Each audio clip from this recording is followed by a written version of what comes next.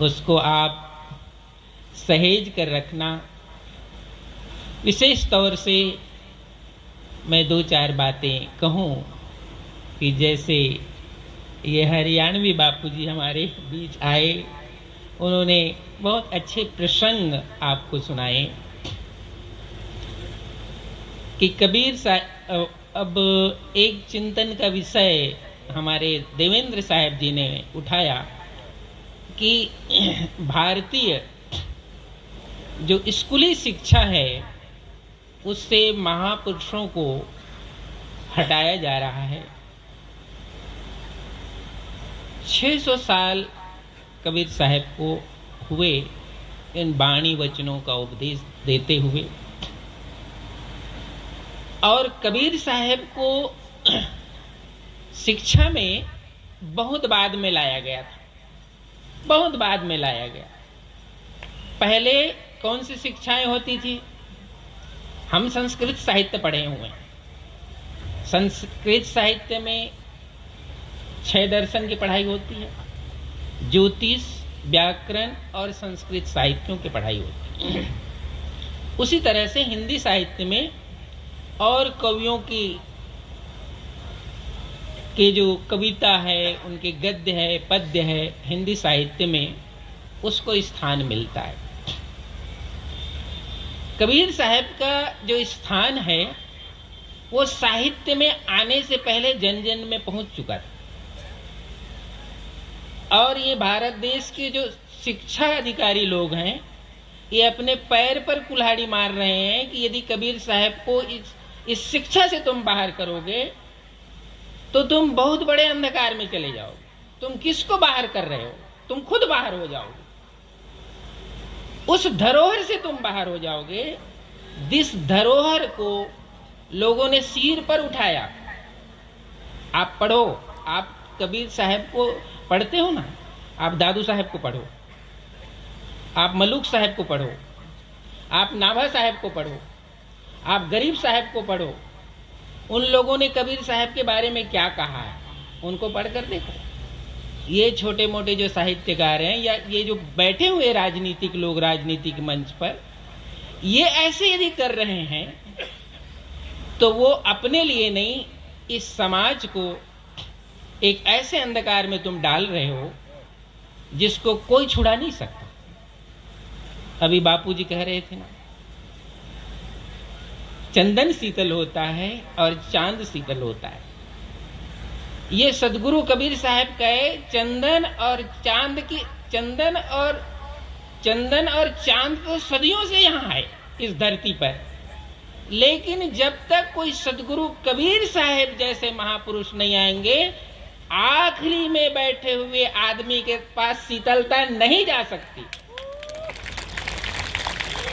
चांद नहीं था कबीर साहब के धरती पर आने के पहले, चांद रहा होगा, चंदन भी रहा होगा, लेकिन जो आप कहे बापूजी कि वो अंतिम पंक्ति पर बैठे हुए व्यक्ति के पास शीतलता क्यों नहीं गई, वो शीतलता साहब ने पहुंचाई। क्योंकि चंदन और चांद में भी कुछ न कुछ दाग है, लेकिन संत में दाग नहीं, ये साहब ने बताया। चंदन की लकड़ी को जलाओ तो अग्नि पैदा हो जाएगी, तुमको जला देगी, लकड़ी जला देगी। चांद में ग्रहण लगी जाता है, लेकिन मेरे सदगुरु ऐसे हैं। इसीलिए साहब कहते हैं संत से थोड़ा झगड़ा या दुश्मनी भी कर लोगे तो तुम्हारा कभी अहित नहीं करता, कभी नहीं करता। लेकिन दुष्ट से तुम दोस्ती भी करोगे तो तुम पछताओगे, दुष्ट से दोस्ती करके तुम पछताओगे। लेकिन संत से थोड़ा बुरा भी कर दोगे तो संत कभी भी किसी की बुराई नहीं करते। कबीर साहब की 52 कसनी हुई, लेकिन कबीर साहब ने किसी के लिए कुछ कहा, किसी को श्राप दे दिया? दूसरे ऋषि मुनि तो श्राप देकर खाक कर दिया, लेकिन साहब ने किसी को श्राप नहीं दिया। 52 कसनी से स्वयं बच गए, लेकिन किसी का अहित नहीं गया। वो होते हैं संत, वो संत हैं। वो सदगुरु हैं। कबीर आप ठगाइए और न ठगिए कोई, आप ठगे सुख होत है और ठगे दुख होए। ये किसने कहा? ये साहब ने कहा, ये सदगुरु ने कहा।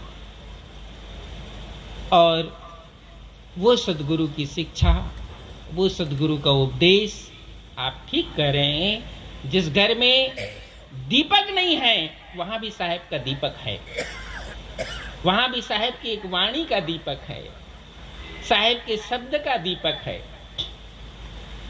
और मैं समझता हूं जितनी यात्रा साहब की वाणी ने की संतों और महापुरुषों के माध्यम से, गुरुजनों के माध्यम से, मैं तो ये बार बार कहता हूं, आज भी किसी भी देश को, किसी भी पब्लिक को यदि आपको सुधारना है, उसके आदत आचरण रहन सहन को सुधारना है, तो संत यवनी बीच रही, आप रोज कथा सुनाते हैं, संत यवनी बीच रही यही हेता, जड़ मूरत को करहि सचेता। संत यवनी नाम पृथ्वी पर विचरण करता है और जो जड़मती है, अज्ञान के अंधकार में है, उसको सचेतन कर देता है। और संतों का इस भूमि पर अवतरण ही इसीलिए होता है। अभी वो कह रहे थे ना हमारे वो क्या नाम मनहर साहब, कि महंत पंजा के लिए एप्लीकेशन डाल रहे हैं। वो तो महापुरुष कहते हैं तुम यौनी पर विचरण करो, तुम संत हो। महंत पद तो एक मर्यादा के लिए दिया जाता है, पहले तुम संत बन करके अलग जगा दो। सदगुरु कहते संत यवन विचरहि हेता, संत यवनी नाम पृथ्वी पर विचरण करके ये जड़ मूर्त को सचेत कर देते हैं। ये बात सत्य है कि स्कूली शिक्षा में भी महापुरुषों का जो दर्शन है, उनका ज्ञान है, उसको रखना जरूरी है। क्योंकि समाजवाद की बात आज राजनीतिक लोग आज कर रहे हैं। सदगुरु कबीर साहब उस समय समाजवाद की बात किए थे जब हिंदू और मुस्लिम और ब्राह्मण क्षत्रिय वैश्य आपस में टूट चुके थे, बिखर चुके थे। उस समय समाजवाद की बात किसने की? तुम तो आज कर रहे हो ना। उस समय सदगुरु कबीर साहब ने समाजवाद की बात की। वो किसी के लिए भी बात की, एक त्वचा हाड़ मल मूत्रा, एक रुधिर एक गूदा, एक बूंद से सृष्टि रची है, को ब्राह्मण को शूद्रा। ये साहब ने 600 वर्ष पहले कहा। हिंदू को दया मेहर तुर्कन की, दोनों घट से त्यागी, ये हलाल वे झटका मारे, आग दोनों घर लागी। ये कौन? साहब ने कहा। और ऐसे महापुरुषों को तुम साहित्य से हटा दोगे तो तुम अपनी पीढ़ी को कहां ले जाओगे? क्या दोगे अपनी पीढ़ी को? कौन सी शिक्षा दे दोगे?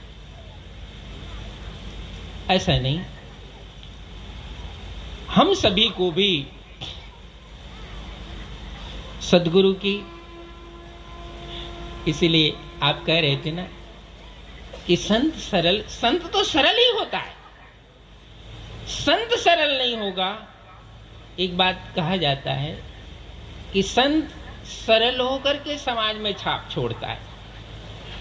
संसार और कबीर साहब का जो उपस्थिति है इस जगत में, देखो साहब की उपस्थिति का अनेक विधान है।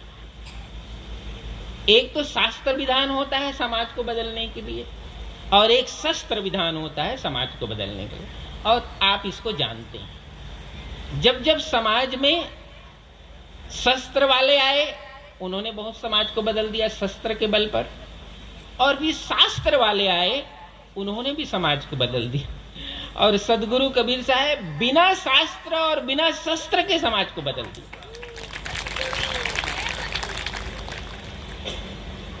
कबीर साहब कोई शास्त्र की बात नहीं की,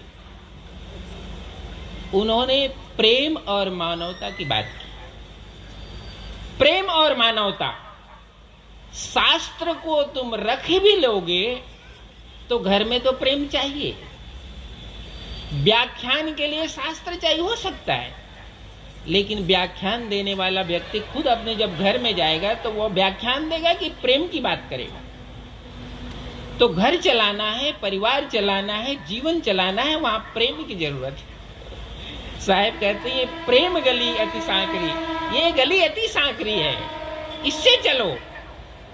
तो साहब ने प्रेम का मार्ग बताया। पोथी पोथी पढ़ पढ़ जग, प्रसिद्ध साखी है साहब ने, पोथी पढ़ पढ़ जगमुआ पंडित भयान कोई, ढाई आखर प्रेम का पढ़े सो पंडित। ये पंडितों को सुना दिया साहब ने काशी में, ये कोई आपको और हमको नहीं सुनाया, ये काशी में साहब ने पंडितों को सुनाया कि पंडित तुम्हें शास्त्र का जरूर ज्ञान है लेकिन प्रेम का ज्ञान नहीं है, और जब तक प्रेम का ज्ञान नहीं है तो तेरा शास्त्र क्या है।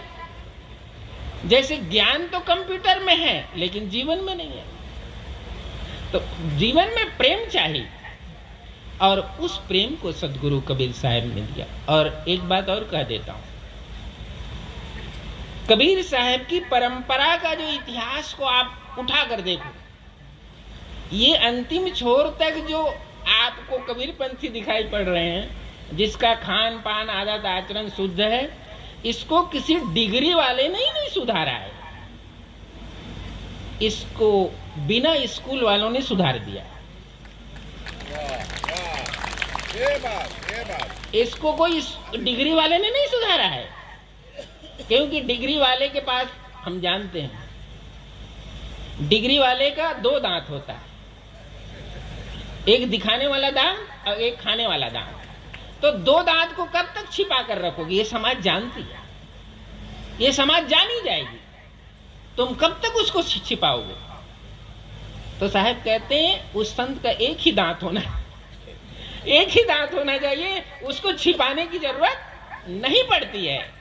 तो जिसको छिपाने की जरूरत नहीं है, जो जैसा है वैसा ही रहने दो उसको, मैं जैसा हूं वैसा हूं। उनसे ये समाज को आदर्श मिला, उनके चरणों में शीश झुकाते हैं। तो साहब की भक्ति, साहब का ज्ञान की एक अलग विधा है, अलग मार्ग है, और मैं समझता हूं उसमें प्राण है, उसमें अस्तित्व है।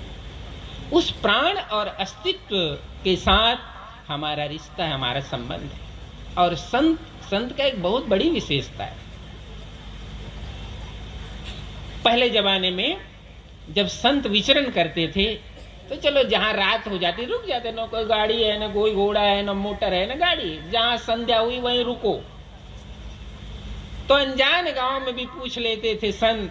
देखो, संत ये नहीं पूछते थे कि इस गांव का बड़ा आदमी कौन है, इस गांव का ऊंची जाति का कौन है, वो ये पूछते भाई यहां कोई भक्त है। भक्त मने एक प्रेमी, भक्त मने एक सज्जन पुरुष, भक्त मने एक शाकाहारी, उसका घर मुझे चाहिए, मैं 4 पहर रात्रि उसके आंगन में बिताऊंगा।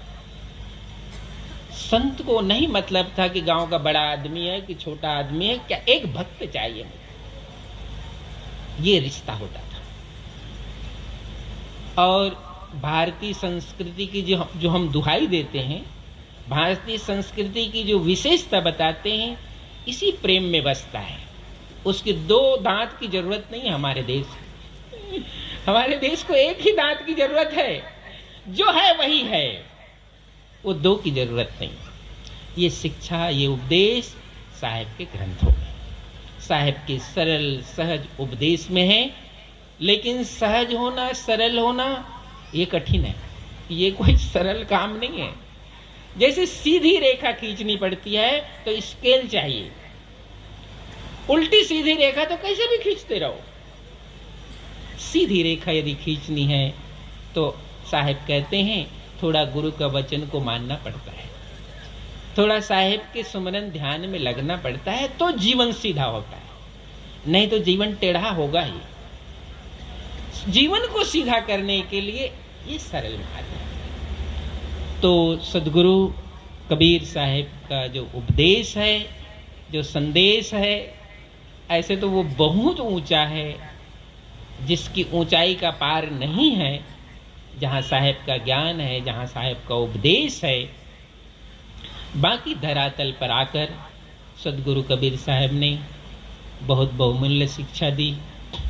और हमारे मनहर साहब कह रहे थे, मैं सही कहा था कि भाई तुम लाइन क्यों लगा कर रखे हो पंजा के लिए, अभी भी पंजा के कई फार्म आकर पड़े हुए हैं।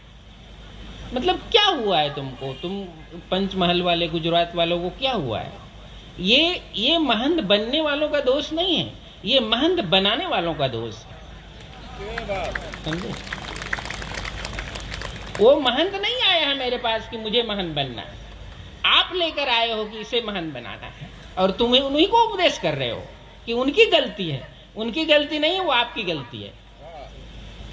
अब आपने ही उसको महंत बनाया और आप ही उसकी निंदा कर रहे हो। आपने ही उनको महंत बनाया है, आप लोगों ने ही उनको महंत बनाया है। आज मंच पर आप उसकी निंदा कर रहे हो कि वो गृहस्थ है, कि वो पैसा के लिए, कि वो ऐसा के लिए, कि वो क्यों? ये पहले सोचना था ना, ये पहले विचार करना है। ये पहले विचार करो कि भाई कौन महंत के लायक है। चेतन साहब अपने गुरुजी के पास रहे तो उसका असर तो पड़ता है ना भाई।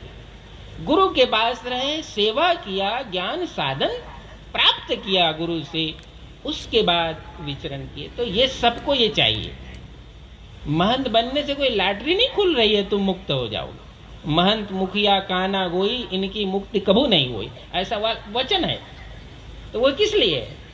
वो इसलिए है। महंत का मतलब होता है एक आदर्श को जानता है और सदगुरु की शब्द सुमरन की साधन की जिसके पास ताकत है, उसको महंत कहा जाता है। महंत शास्त्रों में बात है, महंत एवं महतामर्थम साधु ही तुम क्षमा रीते च समुद्रादन्य को विवर्ति बडवानलम। महंत कौन है? ऐसे पंजा लेने वाले को महंत नहीं कहा गया शास्त्र में। शास्त्र में महंत कहते हैं महंत एवं महतामर्थम, जो सामान्य व्यक्ति नहीं कर सकता उसको जो कर देता है उसको महंत कहा जाता है। रीते च समुद्रादन्य को विवर्ति बडवानलम, समुद्र में बडवन अग्नि होती है, उसको समुद्र ही धारण कर सकता है, उसको दूसरा धारण कर सकता नहीं। इसीलिए जो महान कार्य है, जो श्रेष्ठ साधन है, उसको जो धारण कर सकता है उसको महंत कहते हैं। वो महंत है, वो समाज का अगुवा है। तो आपको समाज का अगुवा किसको बनाना है? आप पीछे बैठ करके स्टीयरिंग किसके हाथ में दे रहे हो? तो आप पीछे बैठे हो, आपको पता नहीं चलता है कि आप स्टीयरिंग किसको दे रहे हो। स्टीयरिंग भी दे दिए और कह रहे हो कि मेरी ये तुम कैसे चला रहे हो, कैसे चला, तुम क्यों स्टीयरिंग दिया उसको? आप पीछे बैठे हो ना, ये गलत है, ऐसा नहीं होना चाहिए। साहिब की जो भक्ति और साधन, सरलता, सज्जनता, और इसी की जरूरत है। इतनी कथाएं पूरे भारत में इतनी कथाएं होती है, क्यों होती है? कथा ही ब्रेक है। पढ़ लिख करके भी बिगड़ गए हैं, तमाम अत्याचार कर रहे हैं, वो कथा सुन करके कम से कम वो स्थिर हो, वो धुल जाएं। उनको धोने के लिए, वो कम पढ़े लिखों को धोने के लिए कथा नहीं है। मुरारी बापू की कथा वो ज्यादा पढ़े लिखों के लिए धोने के लिए है, क्योंकि उसकी गंदगी उतर नहीं रही है। उनको धोना है, वहां उसको निर्मल करना है, उनको पवित्र करना है। तुम धुलो यहां आकर के।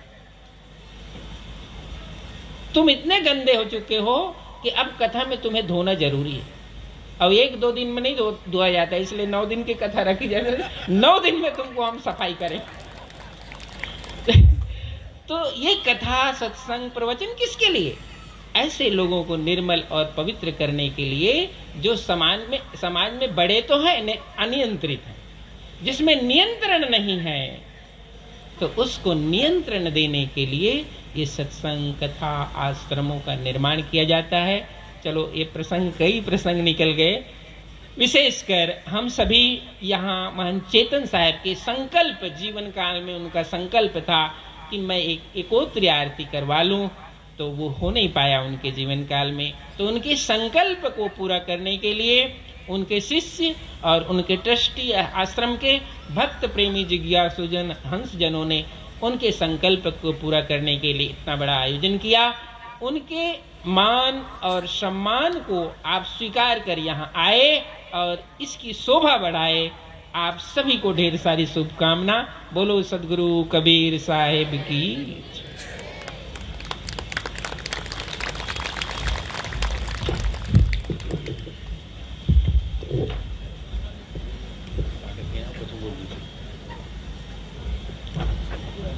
बोलिए सदगुरु कबीर साहिब की।